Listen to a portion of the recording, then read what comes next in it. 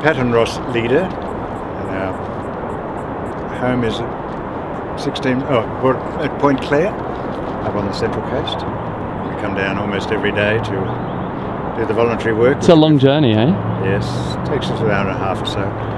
And we've enjoyed doing it, and we do it almost every year for the Medibank, and have done with the Davis Cup, the Davis Cup, the Olympics before that, and occasionally with the handicap tennis as well. Cool. So I take it this isn't the first time you volunteered. I think that answers that question quite well. What motivates you to continue to volunteer, especially around sporting events? I think the enjoyment of the meeting of the people and the friendship that you form with the other volunteers. It's just unreal the amount of volunteers that we have actually become very close friends with. Indirectly, they're living in the country or a long way from you, but each time you meet, it's almost as though you've hardly been away a day or so. They come to meet you at home, or you go to their place quite regularly.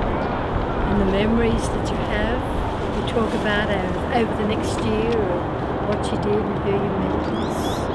It is a great experience. The many overseas people, of course, whom you meet up with, is another great honour to have some of them chat to you for. Sometimes they spend up to an hour. You're almost busier talking to people than you are to doing the work that you're doing.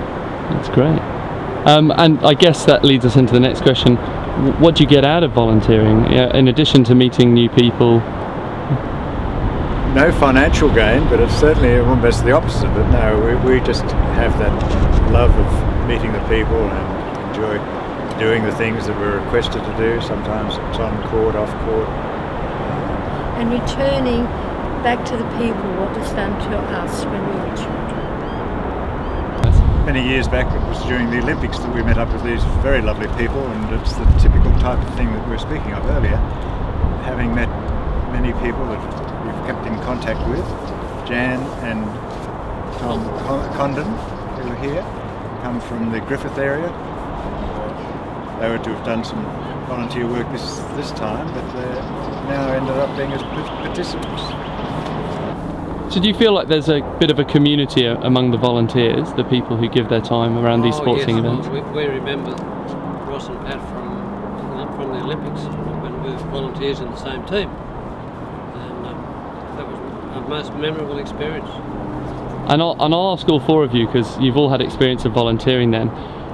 What encouragement would you give to, let's say, young people who are thinking about getting involved in sports volunteering?